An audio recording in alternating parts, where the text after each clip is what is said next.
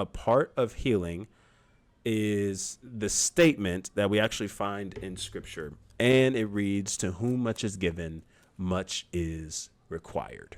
Okay, to whom much is given, much is required. Luke 12:48 says this, but someone who does not know and then does something wrong will be punished only lightly.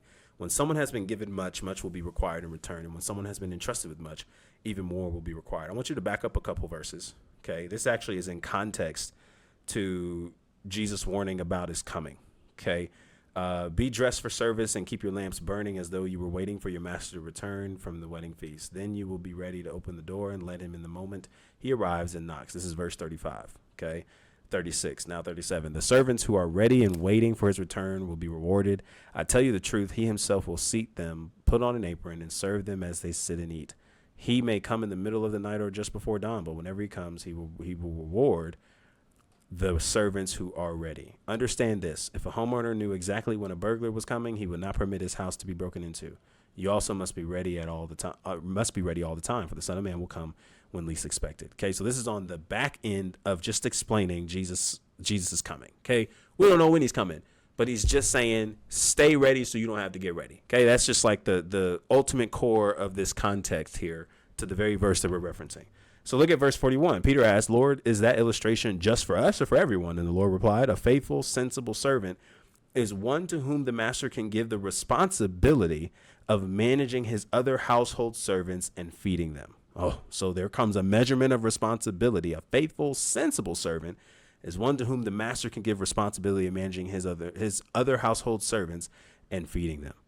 Okay, so there's a level of responsibility that I think as us being faithful stewards and servants of Christ, he actually desires to delegate to us. Wherever we are, with whatever relationships we carry, with wherever we're at in this season, there's a level of faithfulness. There's a level of servitude. There's a level of responsibility that God has given us that he desires for us to manage. Okay, it almost has a little bit of ring to the parable of the talents, right? As he gives them according to their ability. It kind of has a little bit of ring to that, but let's keep moving. If the master returns and finds the servants has done a good job, there will be a reward. This is actually pretty close to it, right? I tell you the truth, the master will put that servant in charge of all he owns. But what if the servant thinks my master won't be back for a while and he begins beating the other servants, partying and getting drunk? The master will return unannounced and unexpected, and he will cut the servant in pieces and banish him with the unfaithful. So there's this risk and reward, right? Okay, God, I see what you've given me. I see what you've allowed me to see. I see the revelations, the knowledge, the stuff that you've given me about myself, about your word, first and foremost, that then in turn helps me to see where I am not, help me grow, help me develop. And then I think in turn, because of everything that you're showing me and you're trusting me with, you're helping me see, you're opening my eyes to see in different seasons. And by the way, before I forget, how gracious is God, right? When we're talking about journeying through life, God doesn't just give us everything all at once. I mean, there are just, again, Solomon is so right when he says to everything, there is a season, a time for every purpose under the heavens. And I think God operates just like that in the sense that there's so much wisdom, there's so much understanding that God wishes to give us, and that God throughout the course of our lives, the more we abide in him, is willing to give us. And yet it doesn't come all at once, because if it were to have come all at once, our brains would explode. It would be so much we wouldn't know what to do with it. And if we're being honest, we know it would be so much we wouldn't know what to do with it, because there's some things that God has already spoken to us that we have yet to move on.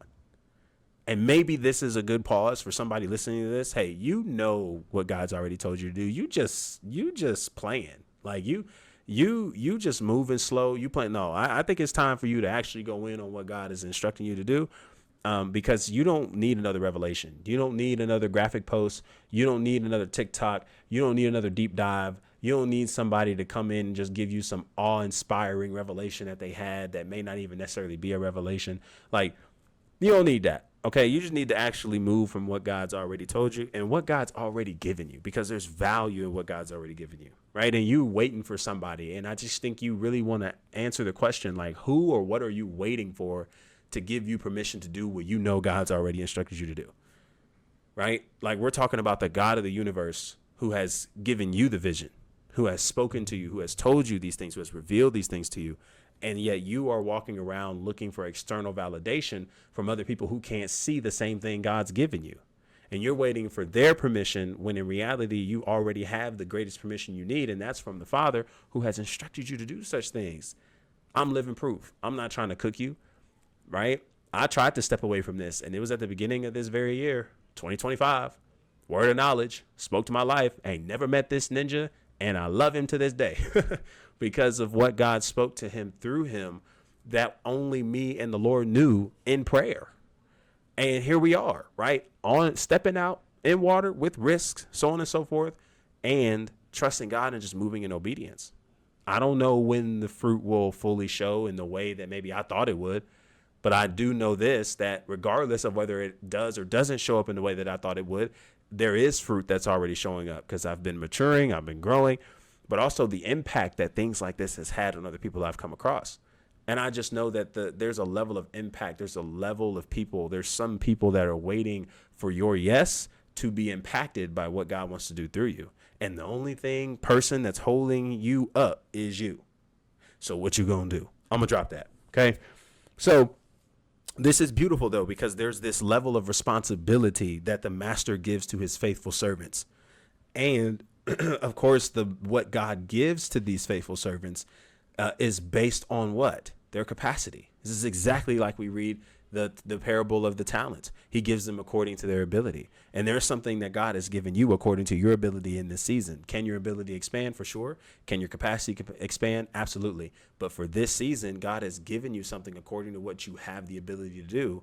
And it's up to you to actually multiply that, to steward that, to manage it faithfully, right? And some of us, when it comes to this healing space, we don't actually recognize that there's a level of responsibility that comes with healing.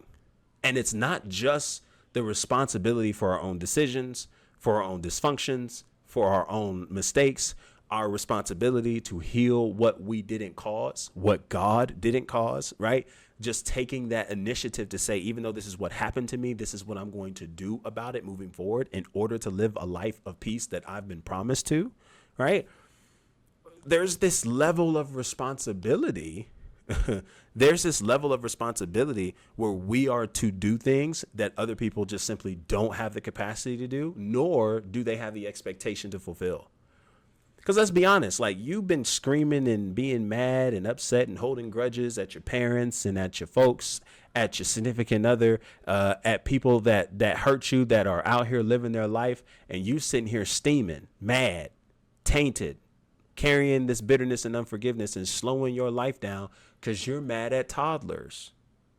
Yeah, you mad at toddlers. I want you to think about that for a second. I want you to walk with me with this analogy, right? And then we'll finish this verse up and we'll move forward to the other truths and then hopefully finish this up in a quicker manner. You know, when you think about a toddler, and regardless of how old this toddler is, of course, we know the age range of toddlers, I hope. When you give them your car keys, there's a moment where they're playing with your car keys, right? There's a moment where they're playing with your car keys. They might bite on them. They might drool on them. They might press some buttons, but it won't be long before they take that same car key, probably toss it to the side or forget they ever picked it up, and then go for what? One of their toys, right? A toy that you bought them that they would much rather play with because to them it looks brighter, it looks bigger, it looks better. When they toss that car key to the side, I want you to answer this rhetorical question silently in your own mind. Do you then devalue the car because the toddler threw the keys to the side? I'll wait. Okay, why don't we get upset at the toddler for throwing away the car keys? Well, I would say it's because they don't understand or have the capacity to see the value of what's in their hands, right? Just like when you would tell a toddler, okay, hey, no, we're not going to get another bottle of milk tonight. You've had your milk, okay? Or you've had your snacks for tonight, right? You've had dinner, you've had snacks, had a bath, it's time for bed.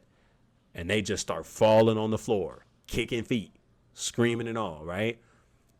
Like, of course, there's parts of us, if you are a parent, and I'm not a parent, but I mean, I've had my fair share of uncle duties around this house for numerous of years now. So I'm pretty confident to say this is how majority of children work, at least. When you tell them no, and maybe they're not used to being told no, they're kicking their feet. And you might find yourself a little frustrated and irritated depending on how the day's been going, right? But most of the time, like, especially if you're looking at it from an objective lens, it's been a good day, and you're regulated, okay? You're going to look at that, and obviously from an objective lens, you're looking at this like, you just don't understand. Like, you don't understand. You don't have the capacity to understand why I'm telling you you can't have more than what you've already had, because it just spells trouble. And it just doesn't make sense for me not only to just not explain it to you, right? Because you don't have the capacity to get that either. But it just doesn't make sense for me to continuously be mad and match the toddler energy with more toddler energy by screaming at you, by crying, by doing all this kind of stuff, right? Because it just doesn't make sense. And it's all because they don't have the capacity to get it. Now, hear me when I make this connection, because I'm not simply saying that people that you have been waiting on an apology for, people that you have been waiting to hit you back, the people that you've been waiting to correct their wrongs, the forgiveness that you feel entitled to, waiting for people to start seeing your value, to start appreciating you the way you need to be appreciated, and all these other kinds of things. Again, it's not to dismiss those feelings, but what this is saying is that you're expecting something from people who just don't have the capacity to see that or to do what you're expecting them to do. And so what does that mean for us? Well, regarding this entire context, even though Jesus is speaking about his second coming, I think implicitly this could also speak to, again, as a faithful servant who is given a certain level of responsibility, someone who is choosing to heal and live this healed life. I have a responsibility to be the bigger person. Yeah, that sucks. Yeah, this is the part of healing that sucks. The fact that you have to be the one to not match energy, go toe for toe, right? Go for retaliation, tit for tat. The fact that when you choose to do this healing work, you let go of the pettiness. You let go of getting even. You let go of the fact that you have to have things done the way that you see fit done. And if you don't, then you feel you're entitled to respond however you want to respond. You lose the right. You lose the right to act just as dysfunctional as the people who are behaving in the only way they know how, dysfunctionally. You lose that privilege, because to whom much is given, much is required.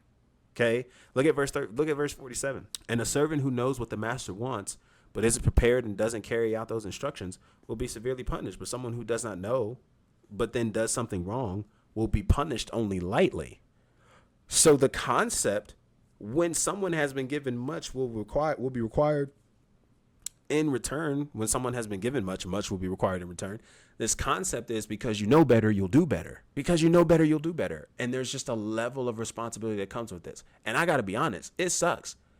I remember countless times where I felt like, man, shoot, I would love to just act a fool with you. I really would.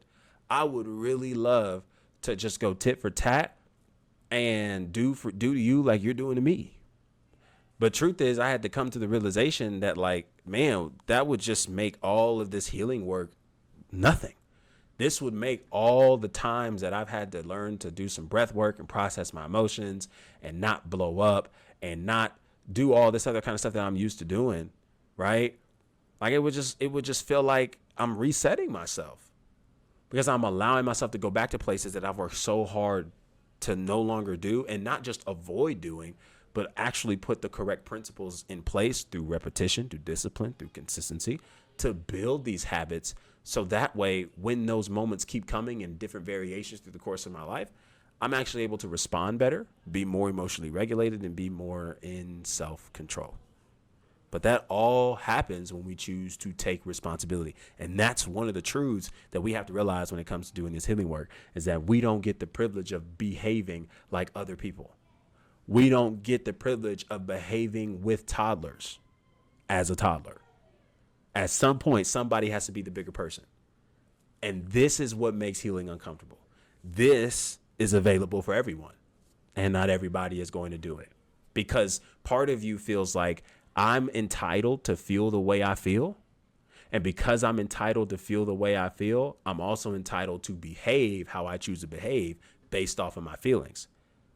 But hear me, just because you feel wrong or you feel sour or just because you feel hurt doesn't mean you're in the right, and certainly doesn't excuse the behaviors you want to exhibit. Your feelings can be validated. Your behaviors, especially negative ones, are not. It's not acceptable. And we have to learn to differentiate the two. Otherwise, we are actually being the very toddlers we're calling out here. We're no different than the children who are kicking their feet and screaming because they can't have another snack after already having a snack and dinner time. We're no better. We're no better. We're no better getting into a pissing contest with somebody, right? We're no better. We're no better. And so healing requires responsibility.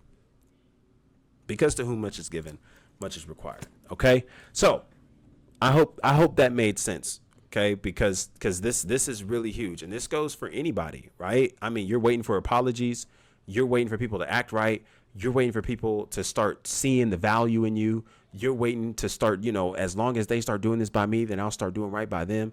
You're waiting for somebody to do something for you that at some point what healing requires of you to do is to start learning how to do for yourself and begin depending on how God sees fit for this to be filled in order for you to step into it.